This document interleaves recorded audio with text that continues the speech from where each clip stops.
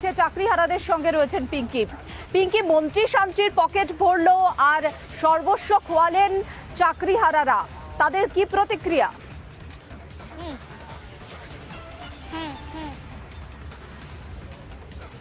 একেবারে দেখো, মন্ত্রী শান্তিরা পকেট ভরলো এবং চাকরি হারালো কারা?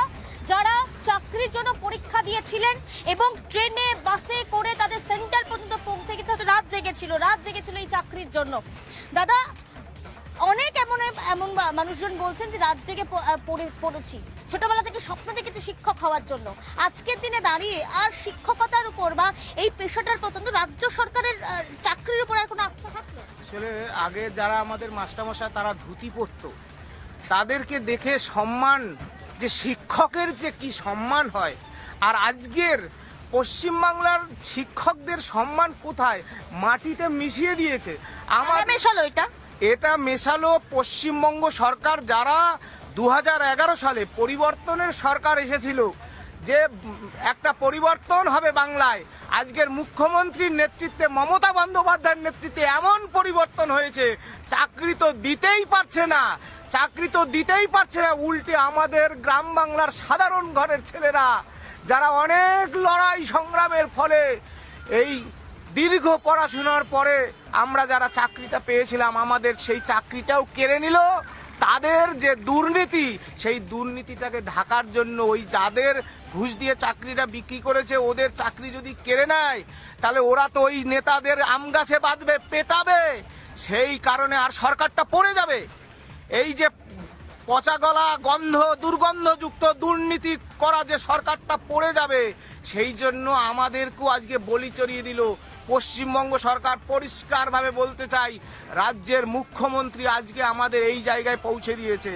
আর আমরা রাজ্যের মুখ্যমন্ত্রীকেও জানাতে চাই আপনাদের মিডিয়ার মাধ্যমে, সারা রাজ্যবাসী, চাকরিহারাদের দুর্নীতি করলো অন্য কেউ, পকেট ভরলো মন্ত্রী শান্তির, আর বলি চড়লে নিরপরাধ যোগ্য চাকরিজীবীরা।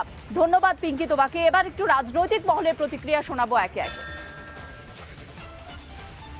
এই 26,000 চাকরি বাতিলের পুরো দায় মমতা বন্দ্যোপাধ্যায়ের মতো দুর্নীতিগ্রস্ত একজন প্রশাসকের। এতদিনে প্রকৃত বিচার হলো এবং এর পুরো দায় মমতা বন্দ্যোপাধ্যায় বারবার শুধু চিৎকার করতে থাকেন, তিনি নাকি চাকরি দিচ্ছেন। আপনি আর 26,000 বেকারের চাকরি খেলেন।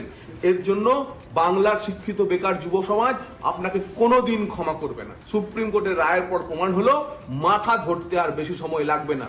আপনি নিশ্চিন্ত থাকুন, এবার সেই সময়ও আসছে। দুর্নীতি শেষ কথা বলে না। আইন ব্যবস্থা বলে ভারতবর্ষে একটি জিনিস আছে, তৃণমূল এই দুর্নীতি করে বাংলার মানুষকে, আগামী প্রজন্মকে খাদের কিনারায় নিয়ে চলে গেছে। শুধু এখন ডোবা বাকি আছে।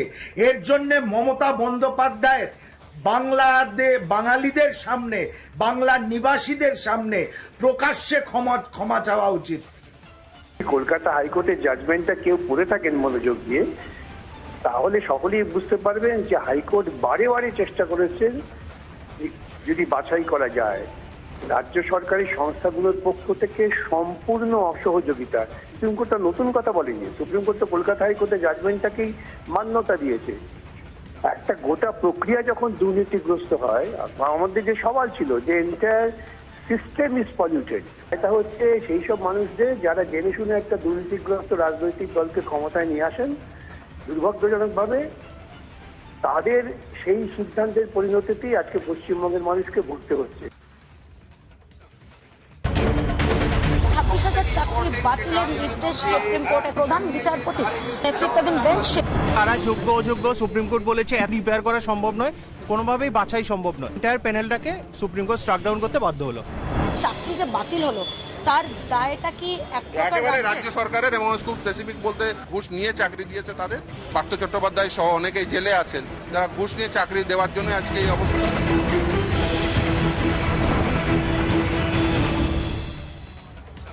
গোটা প্রসেস যেখানে দুর্নীতিগ্রস্ত সেখানে যোগ্য অযোগ্য আলাদা করে বিচার করা সম্ভব নয়, কারণ বারবার রাজ্য সরকারের কাছ থেকে কমিশনের কাছ থেকে চাওয়া হয়েছে ডকুমেন্টস, যোগ্য অযোগ্য আলাদা করার জন্য কিন্তু অসহযোগিতা রাজ্য সরকারের, অসহযোগিতা কমিশনের।